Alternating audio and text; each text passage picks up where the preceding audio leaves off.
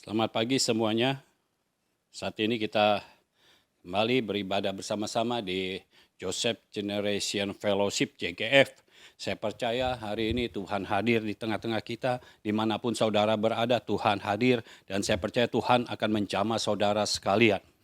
Saat ini saya akan membawakan pembahasan tentang kekuatan kolaborasi. Sebuah kolaborasi itu terdiri minimal 2 orang, ya, yang satu dengan yang lainnya. Dan kalau terjadi kolaborasi, dalam hal ini kolaborasi antara Bapa rohani dengan anak rohani, maka ada kekuatan yang luar biasa.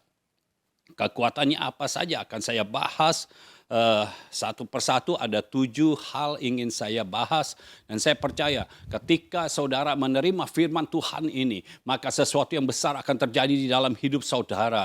Tuhan akan bekerja di dalam kehidupan saudara dan tidak ada yang bisa menghalangi lagi, karena Tuhan yang akan terus intervensi di dalam hidup saudara.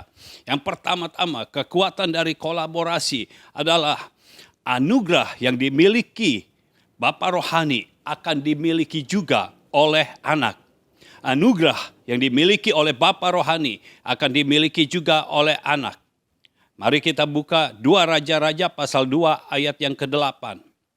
2 Raja-Raja pasal 2 ayat yang ke-8.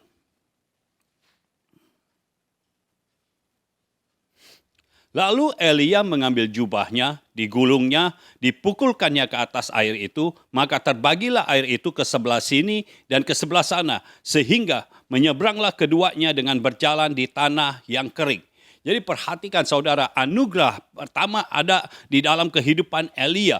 Elia mengambil jubahnya, digulungnya, dipukulkannya ke atas air itu. Ini terjadi di Sungai Yordan. Pada saat itu Elia dan Elisa sedang mau menyeberangi Sungai Yordan, tetapi Sungai Yordan ada airnya, dan Elia mengambil jubahnya, digulungnya, dipukulkannya ke atas air itu, maka terbagilah air itu ke sebelah sini dan ke sebelah sana, sehingga menyeberanglah keduanya dengan berjalan di tanah yang kering. Jadi saudara, yang membuat mujizat anugerahnya ada pada Elia. Dia yang membelah air dari Sungai Yordan, tetapi ketika berjalan di tanah yang kering, bukan hanya Elia, Elisa pun menikmati. Jadi anugerah yang ada pada Elia turun kepada Elisa. Elisa bisa mengikuti Elia ada di tanah yang kering. Lalu lihat di dalam ayat yang ke-15. Ketika rombongan nabi yang dari Yeriko itu melihat dia dari jauh, mereka berkata, roh Elia telah hinggap pada Elisa. Mereka datang menemui dia, lalu sujudlah mereka kepadanya sampai ke tanah. Jadi anugerah yang ada pada Elia, roh yang ada pada Elia, itu turun kepada Elisa, anak rohaninya. Jadi kalau saudara sebagai seorang anak, kalau saudara memiliki bapa yang memiliki kapasitas roh yang besar, maka saudara pun seharusnya memiliki kapasitas roh yang besar juga. Saudara memiliki anugerah yang luar biasa juga, karena anugerah yang ada pada bapa itu akan turun kepada anak. Anugerah apapun yang ada pada seorang bapa akan turun kepada anak. Kita baca Matius 10 ayat 41. Matius 10 ayat 41.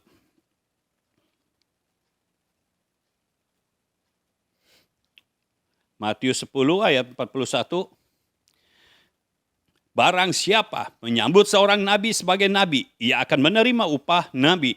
Dan barang siapa menyambut seorang benar sebagai orang benar, ia akan menerima upah orang benar. Artinya saudara, penyambutan saudara, penerimaan saudara terhadap seseorang itu menentukan anugerah yang akan saudara terima. Itu menentukan upah yang akan saudara terima. Nah, kalau saudara menerima seorang bapa, engkau menerima dengan hati yang terbuka, engkau tidak menaruh curiga di dalamnya, maka anugerah yang ada di dalam kehidupan seorang bapa itu akan turun juga dalam kehidupan seorang anak. Semua anugerah yang Tuhan pernah berikan dalam kehidupan seorang bapa rohani itu diturunkan juga kepada seorang anak, diturunkan juga kepada anak rohani, sehingga anak rohani ketika melangkah dia tidak sulit. Saudara perhatikan, ketika menghadapi Sungai Yordan, Elisa tidak mengalami kesulitan. Justru Elia yang membuat air Sungai Yordan itu terbelah. Dan ketika terbelah, Elisa hanya mengikuti saja seorang anak, hanya mengikuti seorang bapa, hanya mengikuti bapa rohaninya saja. Dan ketika dia mengikuti bapa rohaninya, maka dia tidak akan pernah bisa ditahan. Bahkan oleh sungai Yordan pun itu tidak bisa tertahan. Karena air sungai itu terbelah ke sana ke sini, dibelah oleh Elia, dan Elisa ikut menikmati anugerah yang ada pada Elia. Mereka berjalan berdua di tanah yang kering. Lalu roh Elia yang ada pada Elia turun juga kepada Elisa, sehingga saya percaya ketika seorang bapa melakukan sesuatu, maka anak rohaninya akan sama melakukan yang sama dan akan menerima anugerah yang sama yang berasal dari Tuhan. Saya percaya inilah waktunya anak-anak rohani akan dibangkitkan. Generasi Elisa akan dibangkitkan sehingga generasi Elisa akan berjalan bersama-sama dengan bapa rohaninya. Terjadi kolaborasi antara bapa dan anak. Dan ketika terjadi kolaborasi, maka sang anak akan menikmati anugerah yang dimiliki oleh sang bapa. Anak rohani yang selalu mengikuti dari dekat akan menikmati anugerah yang sama. Inilah kekuatan kolaborasi yang pertama. Ada terjadi kolaborasi antara bapa dan anak. Dan sang anak hanya menikmati hasilnya. Perhatikan saudara, hal yang pertama sebagai seorang anak, saudara akan menikmati hasilnya.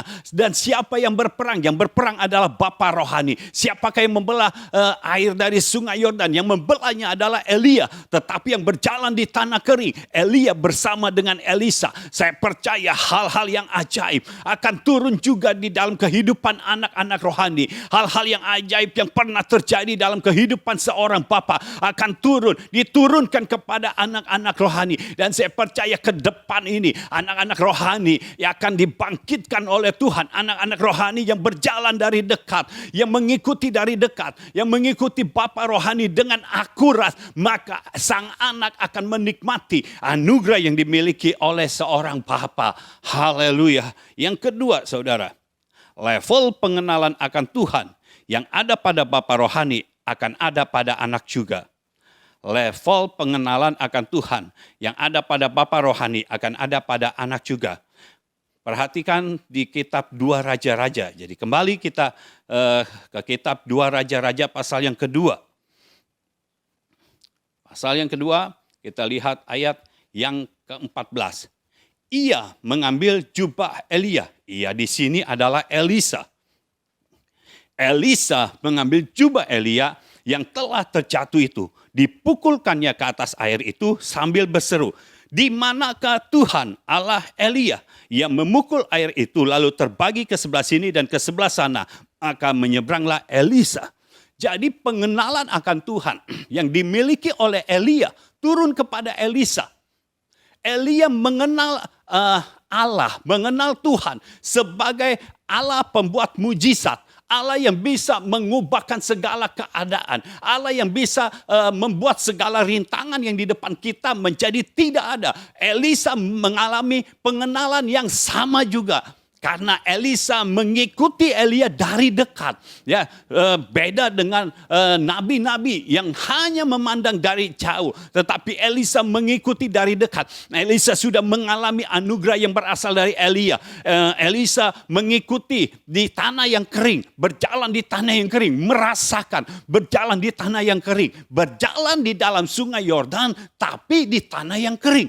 Elisa mengalami itu, tetapi ketika kembali lagi, Elianya sudah tidak ada. Elisa melakukan hal yang sama karena dia mengenal Allah yang sama seperti Elia mengenal Allahnya. Itu supaya saudara, sebagai anak-anak rohani, sebagai seorang anak rohani, seharusnya saudara berusaha untuk mengenal Allah yang sama seperti Bapa rohanimu mengenal Allah. Sehingga apa yang Bapa rohanimu lakukan, kau bisa lakukan juga. Apa yang Bapa rohanimu bisa terima, engkau terima juga. Inilah waktunya generasi Elisa dibangkitkan. Generasi yang tidak mementingkan dirinya sendiri, tetapi mementingkan kerajaan sorga dan mementingkan kehidupan Bapa rohaninya. Karena setiap kali Elia berkata, "Sekarang aku mau pergi, Tuhan menyuruh aku ke Betel, engkau tinggallah di sini." Elisa selalu berkata, demi Allah yang hidup dan demi hidupmu sendiri. Artinya Elisa hidup bagi kerajaan sorga. Elisa mempersembahkan hidupnya bagi kerajaan sorga. Dan juga menyerahkan hidup ke dalam tangan Bapa rohaninya untuk dibentuk sedemikian rupa. Sehingga dia bisa menjadi seperti yang Tuhan inginkan. Dia Allah yang luar biasa. Dia Tuhan yang luar biasa. Dan Elisa, dia mulai menghidupi kehidupan yang sama seperti Elia. Elisa bisa mengenal Allahnya Elia. Dan seharusnya sebagai anak-anak rohani, saudara sekalian bisa mengenal Allah seperti Bapa rohanimu mengenal siapa Allah. Ya, kalau Bapa rohanimu mengenal Tuhan sebagai Allah penyembuh, sebagai Tuhan penyembuh, seharusnya sebagai anak-anak rohani kita juga mengenal Allah sebagai Tuhan penyembuh. Kalau kita percaya Allah kita adalah Allah yang menyediakan, Allah yang selalu memberikan dalam kelimpahan.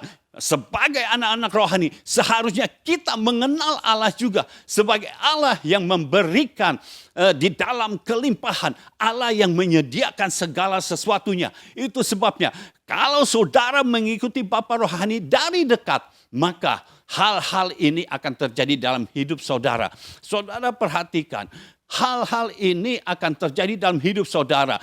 Ada kekuatan di dalam kolaborasi. Dan dari hal-hal yang akan saya sampaikan, sampai 7 hal ini, maka saudara akan melihat bahwa di dalam dunia tidak ada yang bisa melakukan hal ini.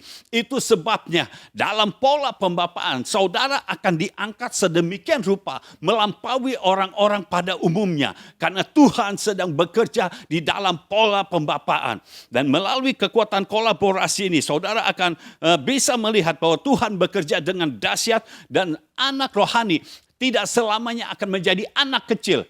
Karena anak rohani tidak pernah memakai kata children, tetapi memakai kata sons, anak yang dari kecil bertumbuh menjadi dewasa. Bukan children, bukan child yang jadi anak-anak terus. Bukan, tetapi pakai kata sons artinya seorang anak yang bisa terus bertumbuh. Dan satu saat di dalam anugerah Tuhan, ada pasti dari anak-anak rohani ini yang akan dibangkitkan menjadi seorang bapak juga. Tuhan akan memberkati pola pembapaan ini. Yang ketiga, mujizat yang dapat dilakukan oleh Bapa dapat dilakukan juga oleh anak. Mujizat yang dapat dilakukan oleh Bapa dapat dilakukan juga oleh anak. Kalau saudara perhatikan, waktu Elia membelah air sungai Yordan, dia memakai jubahnya. Ya, dia memakai jubahnya lalu dia pukul ke sungai Yordan dan air itu terbelah ke sini dan ke sana. Lalu ketika Elia sudah diangkat ke sorga, Elisa kembali lagi ya untuk kembali ke seberang sini. Tadinya dari seberang sini ke seberang sana. Nah, sekarang dari seberang sana mau ke seberang sini. Apa yang dilakukan oleh Elisa? Elisa melakukan hal yang sama seperti yang dilakukan oleh Elia. Dia mengambil jubah Elia, dipukulkan ke air sungai Yordan dan hasilnya sama. Air sungai Yordan itu terbelah ke sini dan ke sana.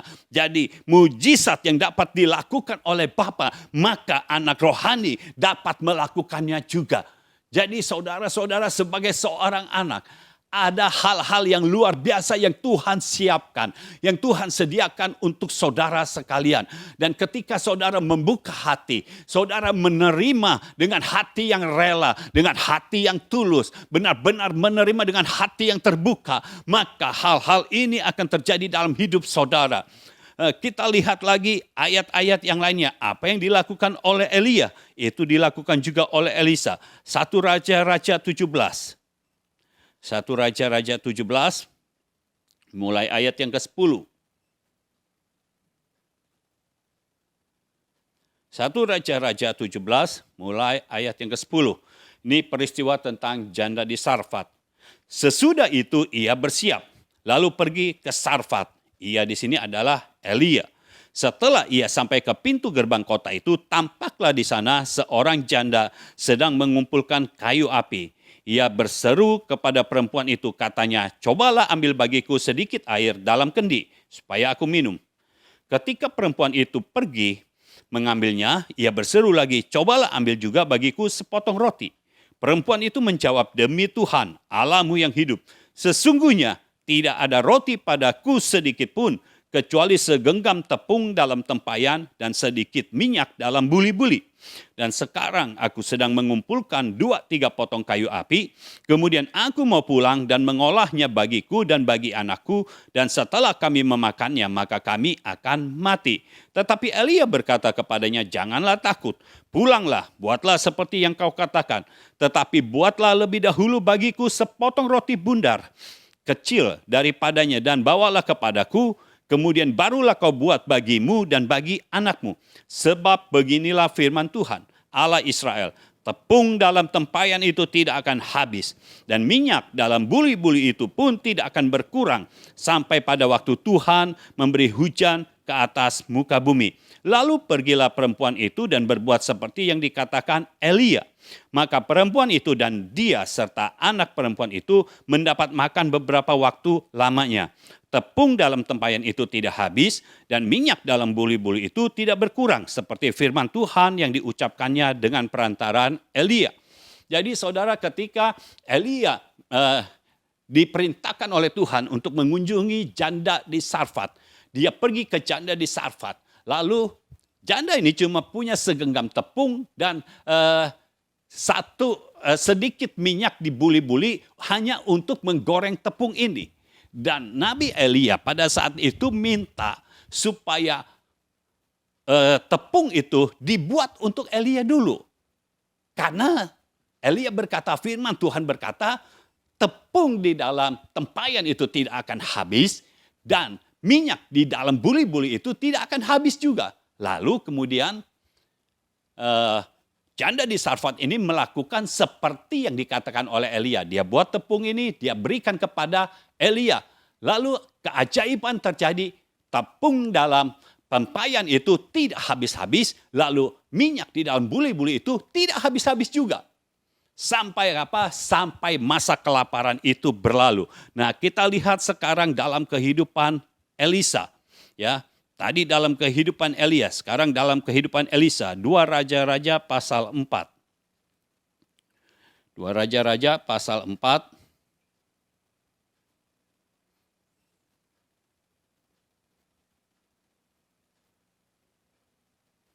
Dua Raja-Raja pasal 4 mulai ayat yang pertama. Salah seorang dari istri-istri para nabi mengadukan halnya kepada Elisa sambil berseru, "Hambamu, suamiku sudah mati, dan engkau ini tahu bahwa hambamu itu takut akan Tuhan. Tetapi sekarang penagih hutang sudah datang untuk mengambil kedua orang anakku menjadi budaknya." Jawab Elisa kepadanya, "Apakah yang dapat ku perbuat bagimu? Beritahukanlah kepadaku apa-apa yang kau punya di rumah."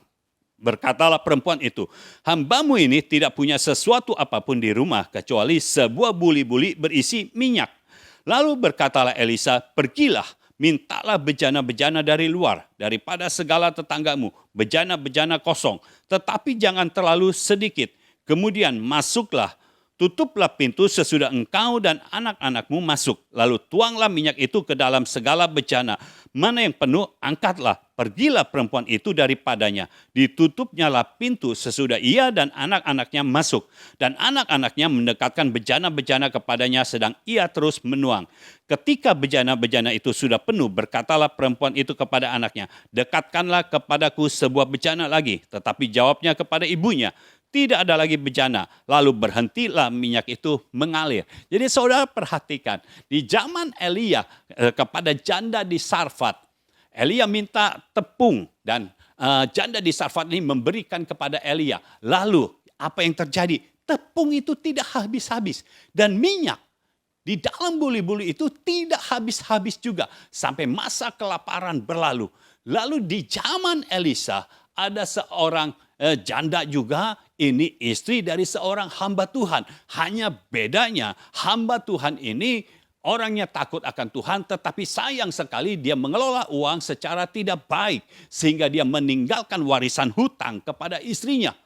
Lalu sekarang penagih hutang itu datang. Dan kalau tidak dibayar, maka taruhannya anaknya akan dijadikan budak. Itu sebabnya ketika janda ini datang kepada Elisa, Elisa berkata, ada apa di rumahmu? Lalu dia katakan, ada minyak tapi hanya sedikit. Lalu Elisa katakan, pergilah minta pinjam bejana dari tetangga-tetanggamu. Jangan terlalu sedikit, jadi pinjam bejana yang banyak.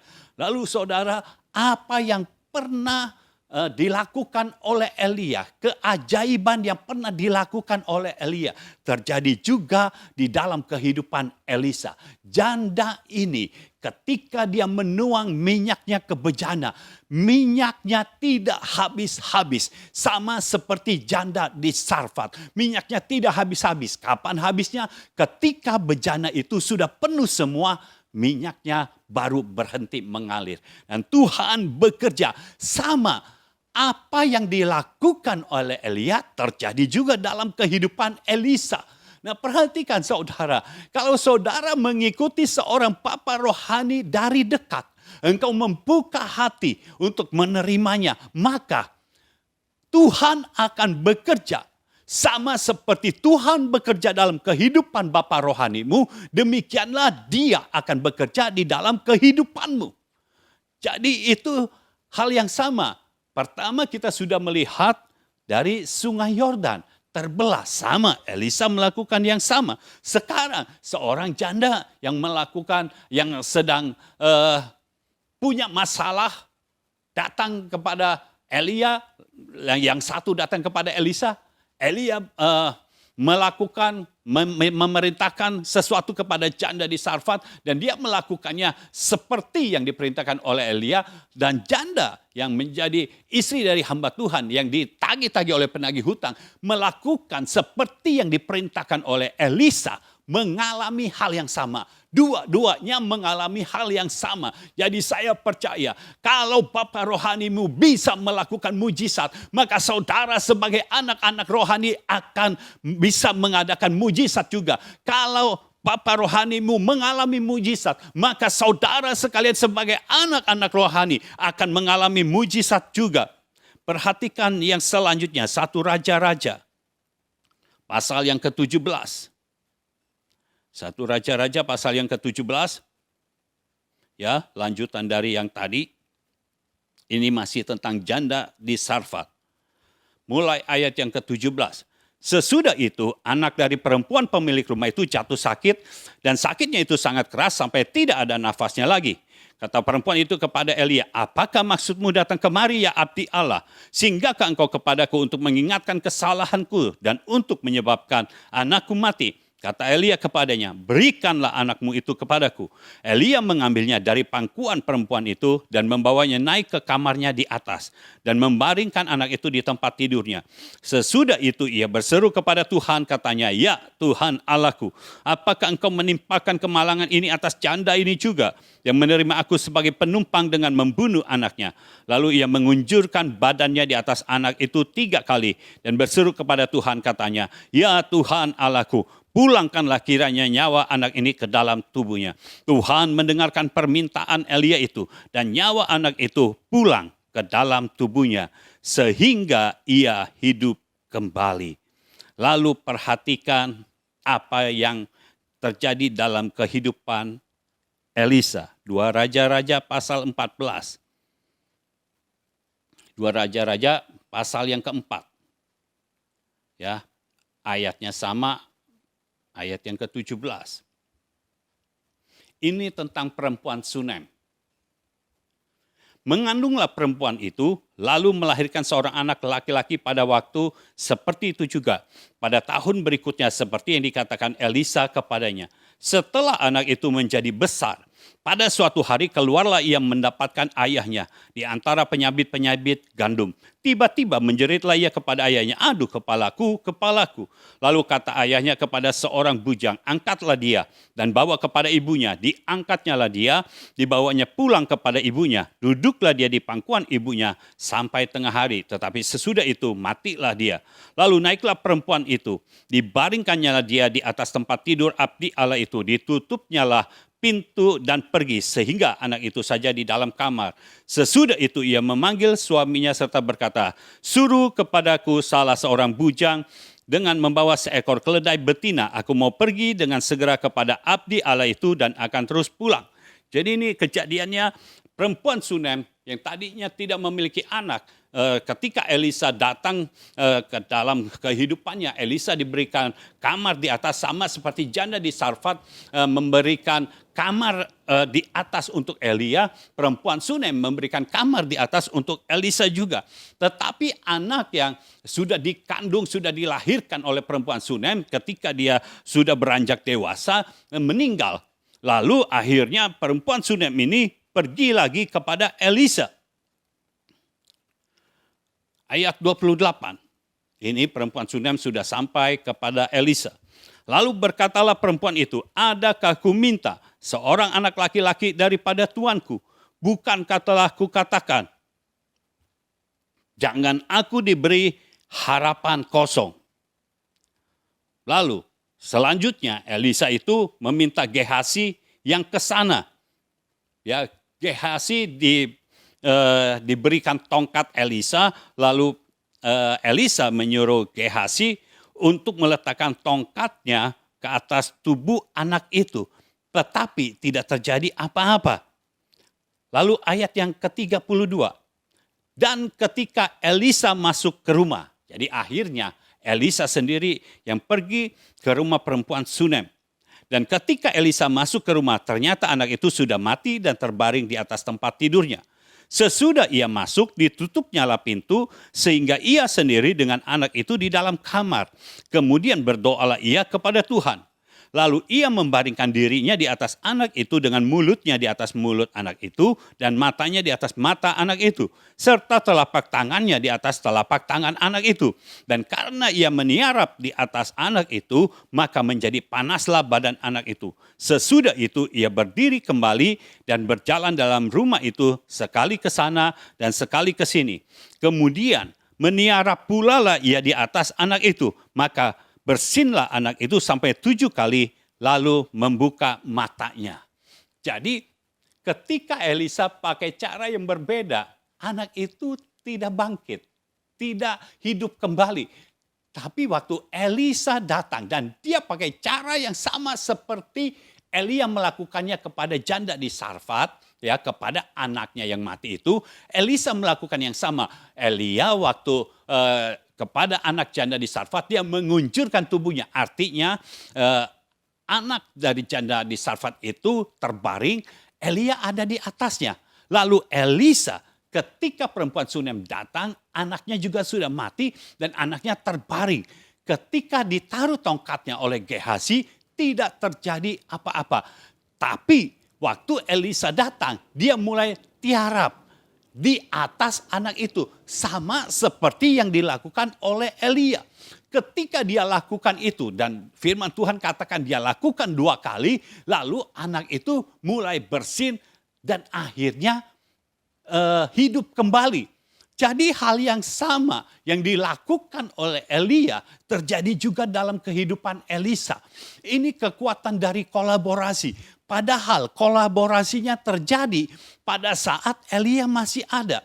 Tetapi ketika Elia sudah tidak ada, Elisa masih mengalami hal-hal yang pernah dialami oleh Elia. Inilah dahsyatnya suatu kuasa kekuatan dari kolaborasi. Padahal ketika Elia melakukan mujizat kepada anak dari janda di Sarfat atau mujizat kepada janda di Sarfat, saya yakin Elia tidak cerita kepada Elisa. Elia tidak cerita kepada Elisa, tetapi di dalam roh, karena Elisa adalah anak rohani daripada Elia. Ketika Elisa melakukan hal yang sama, maka hasilnya menjadi sama juga. Itu sebabnya, saudara yang dikasihi Tuhan, engkau sebagai anak-anak rohani, ayo mulai ikuti Bapa rohani dari dekat. Apa yang Bapakmu lakukan, itulah yang engkau lakukan. Dan saya percaya hasilnya akan sama. Tuhan akan bekerja. Secara roh Tuhan akan bekerja. Sekalipun Elia tidak ada waktu untuk menceritakan kepada Elisa apa saja yang terjadi dalam hidupnya. tetapi Elisa bisa menangkap di dalam roh. Ini yang harus aku lakukan. Dan tanpa diketahui oleh Elisa, yang dilakukan olehnya itu sama seperti yang dilakukan oleh Elia. Jadi sesuatu terjadi dari kolaborasi yang ada antara Elia dan Elisa. Ada kekuatan yang terjadi, mujizat yang dapat dilakukan oleh Elia, dapat dilakukan juga oleh Elisa. Lanjut, yang keempat. Dari kekuatan kolaborasi, ada realita kehadiran Tuhan. Jadi di dalam suatu kolaborasi, akan ada realita kehadiran Tuhan. Matius 18 ayat 18 sampai 20. Matius 18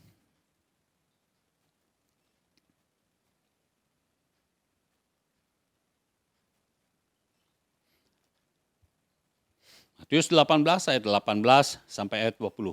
Aku berkata kepadamu, sesungguhnya apa yang kamu ikat di dunia ini akan terikat di sorga. Dan apa yang kamu lepaskan di dunia ini akan terlepas di sorga. Dan lagi, aku berkata kepadamu, jika 2 orang daripadamu di dunia ini sepakat meminta apapun juga, permintaan mereka itu akan dikabulkan oleh Bapakku yang di sorga. Sebab di mana 2 atau 3 orang berkumpul dalam namaku, di situ aku ada di tengah-tengah mereka.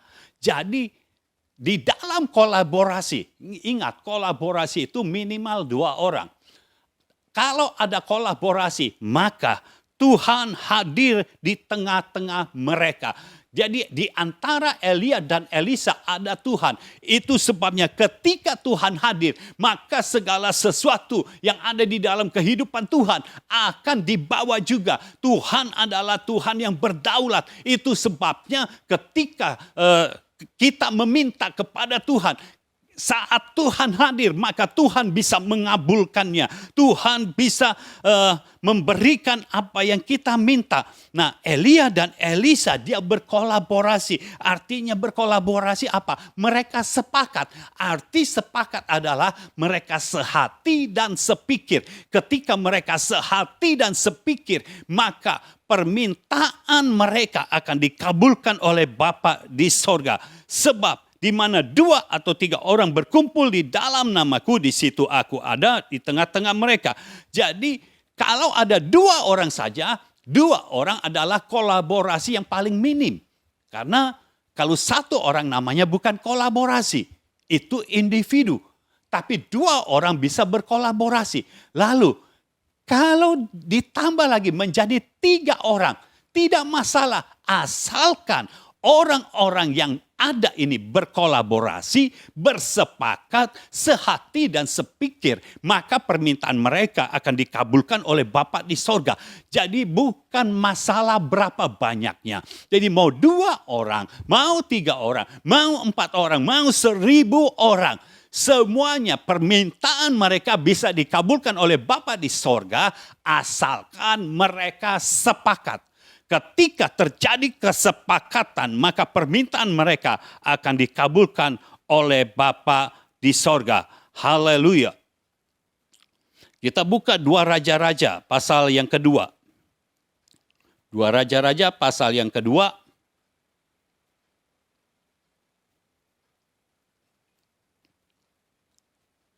Mulai ayat yang ke-9. Dan sesudah mereka sampai di seberang, berkatalah Elia kepada Elisa, mintalah apa yang hendak kulakukan kepadamu sebelum aku terangkat daripadamu. Jawab Elisa, biarlah kiranya aku mendapat 2 bagian dari rohmu. Berkatalah Elia, yang kau minta itu adalah sukar. Tetapi jika engkau dapat melihat aku terangkat daripadamu, akan terjadilah kepadamu seperti yang demikian. Dan jika tidak, tidak akan terjadi. Sedang mereka berjalan terus sambil berkata-kata, tiba-tiba datanglah kereta berapi dengan kuda berapi memisahkan keduanya. Lalu naiklah Elia ke sorga dalam angin badai. Ketika Elisa melihat itu, maka berteriaklah ia, Bapakku, Bapakku, kereta Israel dan orang-orangnya yang berkuda. Kemudian tidak dilihatnya lagi, lalu direnggutkannya pakaiannya dan dikoyakannya menjadi 2 koyakan.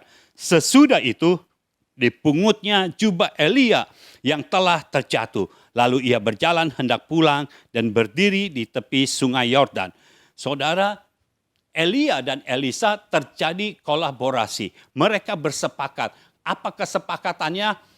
Elia bertanya kepada Elisa, apa yang engkau mau dari aku? Apa yang hendak aku lakukan kepadamu? Lalu Elisa berkata, aku minta 2 bagian dari rohmu. Lalu Elia, ini adalah permintaan Elisa. Lalu kemudian Elia sepakat. Ya, mereka berdua sepakat, oke, ini akan terjadi. Akan terjadi kalau Elisa melihat Elia naik ke sorga. Dan tiba-tiba saja mereka sedang berbincang-bincang, tiba-tiba saja Elia naik ke sorga. Lalu jubah Elia jatuh. Itu yang dipungut oleh Elisa. Artinya, ingat, jubah bicara tentang impartasi, jubah bicara tentang pengurapan. Nah, waktu awal di Abel Mehola, Elisa sudah menerima jubah dari Elia.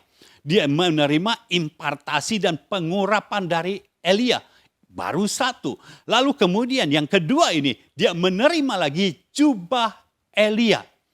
Dan kali ini, dia menerima jubah Elia, jubahnya ini tidak dikembalikan kepada Elia, tetapi dia miliki. Dia miliki artinya dia sudah 2 kali mendapat jubah Elia. Dia sudah 2 kali mendapat impartasi, dia sudah 2 kali mendapatkan pengurapan dari Elia. Artinya dia mendapatkan kapasitas roh yang 2 kali lipat daripada Elia. Apa yang diminta oleh mereka dikabulkan oleh Bapa di sorga. Saudara bisa bayangkan, yang diminta oleh Elisa dan Elia ini agak aneh. Ya, Elisa minta 2 bagian dari roh, double portion. Jadi kapasitas roh yang lebih besar daripada Elia. Dan akan terjadi kalau Elisa melihat Elia naik ke sorga. Dan Bapa di sorga mengabulkannya. Saudara perhatikan, ketika terjadi kesepakatan, maka Bapa di sorga akan mengabulkan permintaan mereka. Jadi di tengah-tengah mereka berjalan, Elia tiba-tiba naik ke sorga. Elisa melihatnya. Dan Bapa di sorga membackup perkataan Elia. Kalau saja Elisa bisa melihat Elia naik ke sorga, maka Elisa bisa menerima apa yang dimintanya. Lalu ketika Elia naik ke sorga, jubahnya jatuh. Kenapa cuma jubahnya yang jatuh? Kalau seandainya Elia ketika diangkat memakai tubuh kemuliaan, seharusnya bukan hanya jubah yang jatuh, ada bajunya juga. Karena jubah itu di luar, di dalam ada baju. Bukan hanya jubah, tetapi ada yang lain juga yang jatuh. Lalu kalau kita pikirkan, jubah itu dipakai oleh Elia. Karena waktu mereka berjalan, jubahnya pasti dipakai oleh Elia. Ketika terangkat ke sorga, tidak mungkin Elia buru-buru melepaskan jubahnya. Tetapi siapa yang melakukannya? Bapa di sorga. Di dalam kedaulatannya, ketika Elia naik ke sorga, yang diturunkan adalah jubahnya. Karena ini lambang dari permintaan Elisa dikabulkan oleh Bapa di sorga. Haleluya. Jadi saudara, kalau terjadi kesepakatan antara Bapa rohani dan anak-anak rohani, maka apa yang kita minta akan dikabulkan oleh Bapa di sorga. Sekalipun sepertinya itu tidak mungkin, tetap dikabulkan oleh Bapa di sorga. Karena Bapa di sorga, Tuhan sendiri yang akan intervensi sampai permintaan itu menjadi terlaksana. Kenapa permintaan ini terlaksana? Karena ketika seorang Bapa rohani berkolaborasi dengan anak-anak rohaninya, keinginan mereka bukan keinginan sendiri lagi, tetapi keinginan dari Bapa di sorga. Keinginan Elisa untuk memiliki kapasitas roh yang lebih besar daripada Elia. Ini bukan semata-mata keinginan Elisa, Tetapi ini ditaruh oleh Tuhan di dalam hati Elisa supaya dia minta ini. Dia tidak minta secara materi, secara jasmani, tapi dia minta kapasitas roh. Kenapa dia minta kapasitas roh yang 2 kali lipat daripada Elia? Karena kalau kita melihat setelah peristiwa Elia naik ke sorga, Elisa memiliki tugas yang lebih besar daripada Elia. Elisa banyak membuat mujizat yang lebih besar daripada Elia. Itu sebabnya dia perlu kapasitas roh yang lebih lagi. Elisa bisa membuat kapak yang tenggelam mengapung. Di zaman Elia tidak ada. Itu sebabnya dia perlu kapasitas roh yang lebih lagi. Nah, saudara-saudara, sebagai anak-anak rohani, seharusnya itulah yang saudara minta. Saudara harus punya kapasitas roh yang lebih besar daripada bapakmu. Karena ke depan ini saya percaya Tuhan akan banyak buat mujizat yang lebih lagi dari apa yang dibuat oleh bapa rohanimu. Engkau akan buat mujizat yang lebih lagi. Tugasmu akan menjadi 2 kali lipat daripada tugas bapamu. Itu sebabnya engkau perlu kapasitas roh yang lebih lagi. Itu sebabnya semulai sekarang bangunlah kapasitas rohmu. Bangunlah manusia rohmu supaya kapasitas rohmu semakin besar sehingga ketika Tuhan memberikan kapasitas roh yang double portion, yang 2 kali lipat daripada kapasitas roh dari bapakmu, engkau punya wadahnya, engkau punya kapasitas yang besar untuk menerimanya. Dan engkau bisa mewujudkan apa yang Tuhan mau dari engkau. Haleluya. Inilah kekuatan dari kolaborasi. Tuhan bekerja di tengah-tengah kita. Ada realita hadirat Tuhan. Saya percaya ketika terjadi kuasa kolaborasi ini, kekuatan kolaborasi ini, maka ketika kita berkumpul di dalam satu kelompok, di dalam satu ibadah, maka ketika kita baru mulai saja ibadahnya akan terjadi hal-hal yang ilahi, hal-hal yang mustahil akan terjadi. Hal-hal yang supranatural pasti terjadi. Saya bisa melihat ketika kita berkolaborasi, kita bersepakat, kita sehati dan sepikir. Kalau kita melaksanakan ibadah, maka ketika kita baru saja memulai ibadah itu, yang sakit langsung disembuhkan. Yang punya masalah langsung dilepaskan. Lalu setelah itu di dalam gereja tidak ada lagi yang sakit. Tidak ada lagi yang punya masalah. Kenapa? Karena sudah disembuhkan oleh Tuhan di awal. Dan sudah dilepaskan segala masalahnya oleh Tuhan di awal. Itu sebabnya saya berharap saudara yang melihat tayangan ini. Satu saat saya berharap Tuhan mempertemukan kita di dalam satu ibadah. Ketika kita ibadah bersama-sama dan kita bersepakat, kita berkolaborasi. Ingat, berkolaborasi itu anak mengikuti Bapa, bukan Bapa yang mengikuti anak. Jangan salah, Elisa yang mengikuti Elia. Elia tidak mengikuti Elisa. Anak-anak rohani mengikuti Bapa rohani. Ketika itu terjadi, ada kesehatian, ada satu pikiran antara Bapa dan anak. Maka ketika kita melangsungkan ibadah, Tuhan hadir di tengah-tengah kita. Dan ketika Tuhan hadir di tengah-tengah kita, maka saya percaya setiap orang yang datang dengan tubuh yang sakit langsung disembuhkan dalam sekejap mata karena Tuhan hadir. Orang yang punya masalah, masalahnya dilepaskan begitu saja karena Tuhan hadir. Saya percaya akan terjadi lompatan-lompatan yang luar biasa di dalam kehidupan saudara. Oh, saya percaya inilah waktunya gereja yang seperti ini dibangkitkan oleh Tuhan. Gereja mulai lagi merasakan hadirat Tuhan yang luar biasa. Gereja mulai merasakan lagi ada kuasa dari Tuhan yang bekerja di dalam kehidupan mereka. Sehingga tidak ada lagi yang bisa menghalangi untuk Tuhan bekerja dalam kehidupan setiap umat Tuhan. Tuhan memberkati setiap saudara yang melihat tayangan ini. Poin yang kelima, ada berkat-berkat yang dicurahkan selama-lamanya. Jadi kekuatan dari kolaborasi. Yang kelima, ada berkat-berkat yang dicurahkan selama-lamanya. Mazmur 133. Mazmur 133, kita baca ayat ini.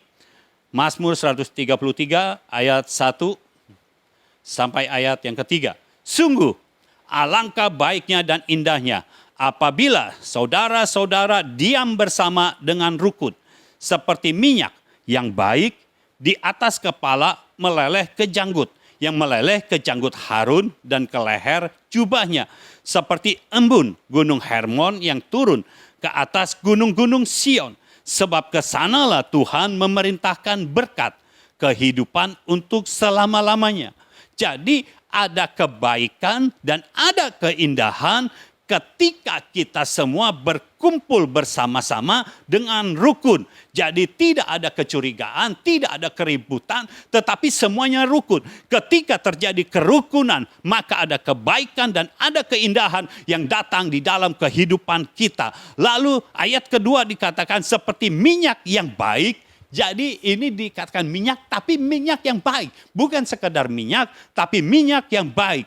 Minyak yang baik di atas kepala meleleh ke janggut, yang meleleh ke janggut Harun dan ke leher jubahnya. Harun adalah imam. Imam memiliki jubah. Nah, jubah imam itu sampai ke bawah, sampai ke tanah.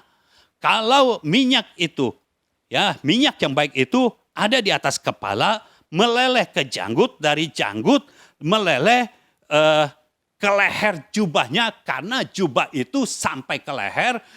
Jadi dari janggut minyak itu turun ke jubah, jubah itu sampai ke bawah. Artinya dari atas kepala sampai ujung kaki kita, Tuhan akan memberkati kita.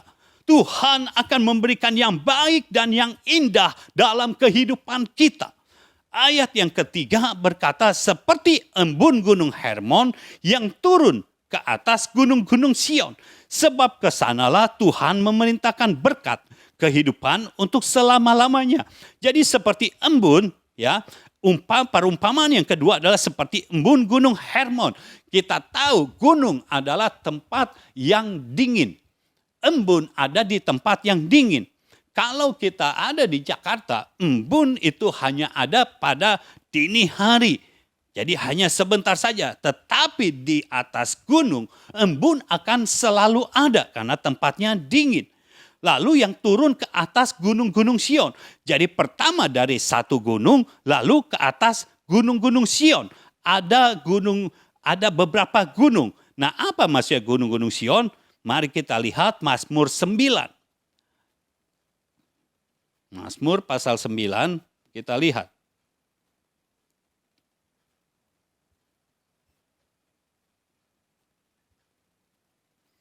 Mazmur pasal 9 ayat yang ke-11. Kalau di dalam Alkitab yang tertulis itu ayat 12. Di Mazmur 9 ayat yang ke-11, bermazmurlah bagi Tuhan yang bersemayam di Sion. Jadi, kalau kita kembali kepada Mazmur 133 yang berkata, seperti embun gunung Hermon yang turun ke atas gunung-gunung Sion, gunung Sion adalah tempat Tuhan bersemayam. Jadi kalau ini tempat Tuhan bersemayam, tidak heran kesanalah Tuhan memerintahkan berkat. Jadi kalau saudara kita semua berkumpul, ada kolaborasi antara Bapa dan Anak, hidup dengan rukun, tidak ada curiga, tidak ada mementingkan diri sendiri, maka ke dalam kelompok inilah akan Tuhan perintahkan berkat. Jadi berkat apa saja, karena Tuhan bersemayam di sana. Berkat apa saja yang saudara perlukan akan diberikan oleh Tuhan. Lalu berkat ini akan membuat saudara hidup. Jadi berkat kehidupan untuk selama-lamanya. Jadi berkat ini tidak akan membawa kematian dalam hidup saudara. Justru berkat ini akan membawa kehidupan untuk selama-lamanya. Jadi bukan hanya untuk 1-2 hari saja, tetapi untuk selama-lamanya. Tuhan akan memberkati saudara sekalian. Yang keenam, tugas yang belum diselesaikan oleh Bapa akan diselesaikan oleh Anak. Tugas yang belum diselesaikan oleh Bapa akan diselesaikan oleh Anak. Waktu kita baca 1 Raja-Raja 19 ayat 15 dan 16, Tuhan memerintahkan, Tuhan memberikan tugas kepada Elia untuk mengurapi Hazael, lalu mengurapi Yehu. Ya, Hazael diurapi menjadi raja Aram, Yehu diurapi menjadi menjadi raja untuk mengalahkan Isabel, untuk membunuh Isabel, lalu mengurapi Elisa juga untuk menjadi nabi menggantikan Elia. Nah, di dalam perjalanan Elia kita melihat Elia hanya mengurapi Elisa. Dia hanya menunaikan satu tugas. Lalu kalau kita perhatikan, lalu siapa yang melakukan tugas mengurapi Hazael dan mengurapi Yehu? Coba buka 2 Raja-Raja 8. 2 Raja-Raja 8.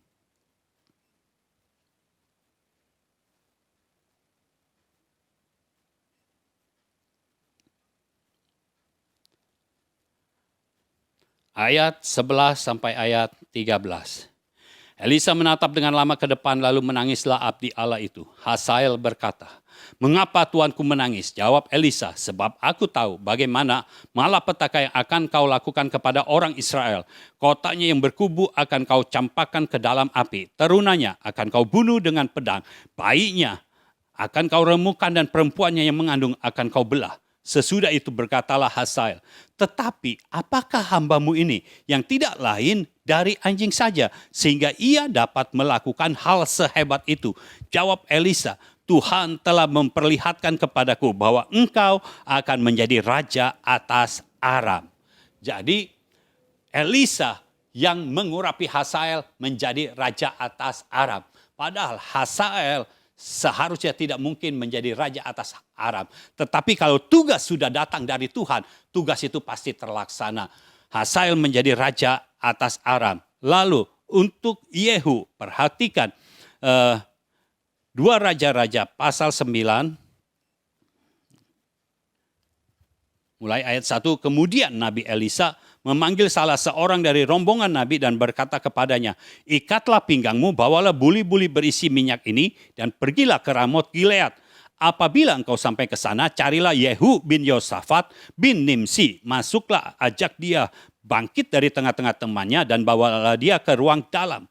Kemudian ambillah buli-buli berisi minyak itu, lalu tuangkan isinya ke atas kepalanya dan katakan, beginilah firman Tuhan, telah kuurapi engkau menjadi raja atas Israel. Sesudah itu bukalah pintu, larilah dan jangan berlambat-lambat."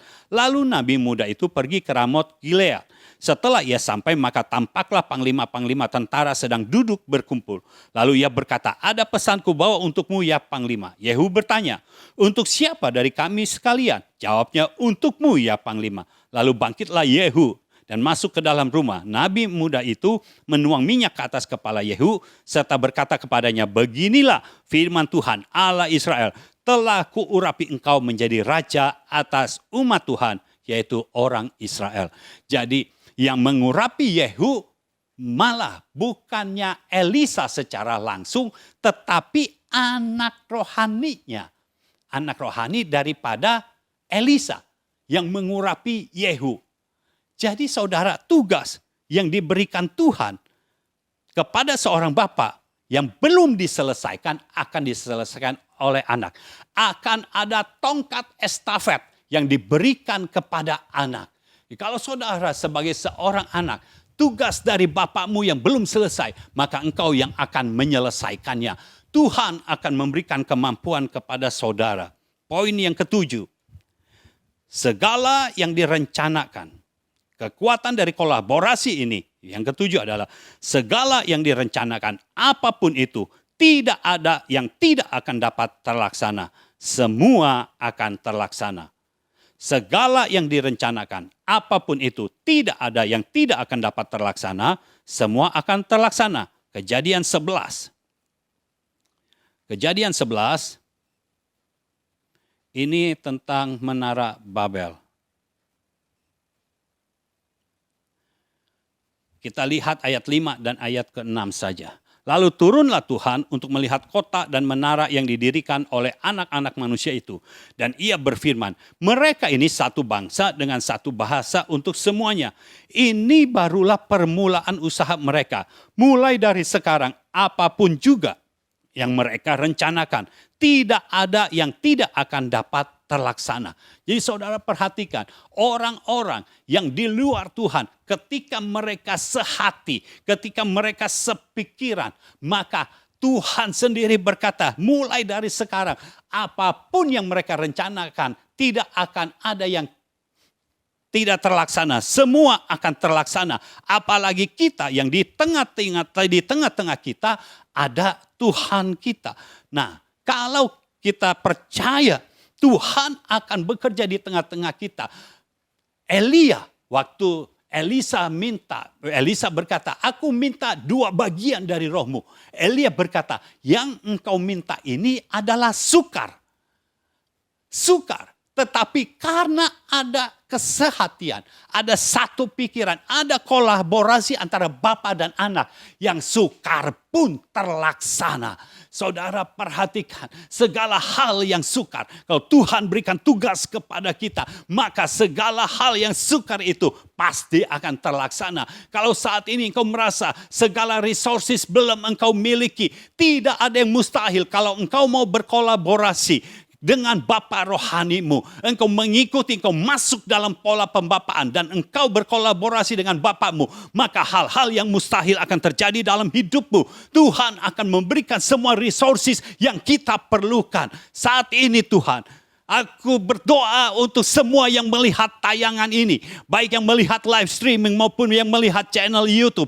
Aku berdoa di dalam nama Yesus, apapun yang mereka perlukan saat ini, Tuhan berikan, sehingga mereka bisa masuk di dalam pola pembapaan. Mereka bisa berkolaborasi dengan Bapa rohaninya, sehingga hal-hal yang ajaib terjadi, hal-hal yang signifikan terjadi di dalam nama Yesus. Segala hal yang mereka inginkan, yang diinginkan oleh Bapa dan Anak, yang terjadi kolaborasi di sana, maka segala sesuatu yang tidak dapat terlaksana, semua akan terlaksana sesuai dengan firman Tuhan. Saya percaya Tuhan, Engkau bekerja di tengah-tengah kami saat ini, Engkau bekerja di dalam setiap orang yang melihat tayangan ini, di dalam nama Yesus. Terjadilah hal-hal yang ajaib, terjadilah hal-hal yang signifikan, hal-hal yang ilahi dan supranatural terjadi dalam kehidupan mereka di dalam nama Yesus. Terimalah. Amin. Amin. Amin.